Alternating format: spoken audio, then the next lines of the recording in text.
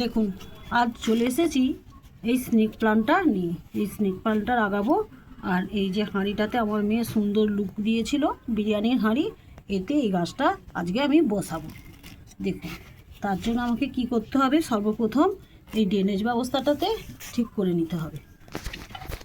এই ড্রেনেজ ব্যবস্থাটাকে আমি একটা টঞ্চিক দিয়ে ঠিক করে নিলাম।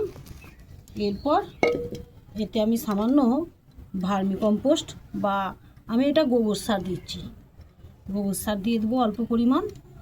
আর এমনিতেও এটা হচ্ছে শীতের মাটি ছিল, এতে বেশি খাবার যোগ করার দরকার হবে না। আর সামান্য পরিমাণ পোকামাকড় না যাতে লাগে একটু নিমখোল দিয়ে দিলাম। আর কিছুটা পরিমাণ বালি আমি এতে যোগ করে দিলাম। আর হচ্ছে একটু ফাঙ্গিসাইড দিয়ে দেব, দিয়ে আমি গাছটাকে বসাবো। আর মাটিটা আগে ভালো করে মিক্সড করে নিতে হবে।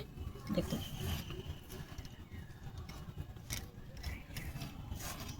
এরপর এটাকে আগে কেটে নেব। আর এটাতে এরকম করে চিকটা তুলে নেওয়া যায়, কিন্তু শিকড়ের ক্ষতি হতে পারে, যার জন্য আমি কি করি, এটাকে সম্পূর্ণভাবে কেটেই আমি ওটাকে গাছটাকে বসাবো।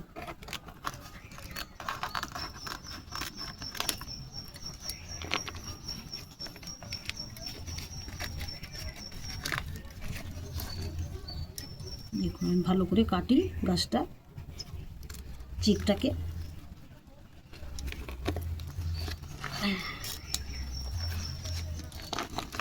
দেখুন মাটিটা কত রসালো, দেখুন অনেকগুলো বাচ্চা হয়েছে। এই দেখুন, আর এই দেখুন একটা চারা বেরিয়েছে, এই একটা চারা বেরিয়েছে, আর এই একটা চারা বেরিয়েছে, পিছন দিকে আর এই দেখুন পিছন দিকে দুটো চারা, অনেকগুলো চারা বেরিয়েছে, একটা দুটো তিনটে চারখানা চারা বেরিয়েছে। আর এই গাছটাকে আজ আমি বসাবো, কারণ এই স্নেক প্লান্টটা আমার নেই, সেটাই আনা হয়েছিল আর ছাদ বাগানেই পড়েছিল। তো আজ এদেরকে বসাচ্ছি, মেয়ে বাড়ি এসেছে, মেয়ে ভিডিওটা করছে আর আমি একে বসাবো। দেখুন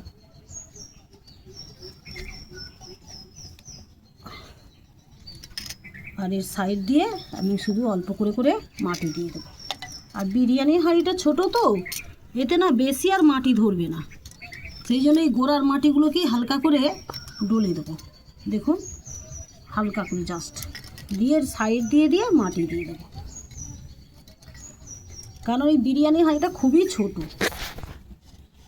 এটা সুন্দর হাঁড়িটা দেখতে হয়েছে বলে আমি এতেই গাছটা বসাচ্ছি। দাদা চারাটা দাদা কোথাও মুড়ে চারাতে আঘাত লাগবে। এই দিকটা তো ফাঁকা। এই দেখুন গাছটা বসানো হয়ে গেল, দেখতে পাচ্ছেন।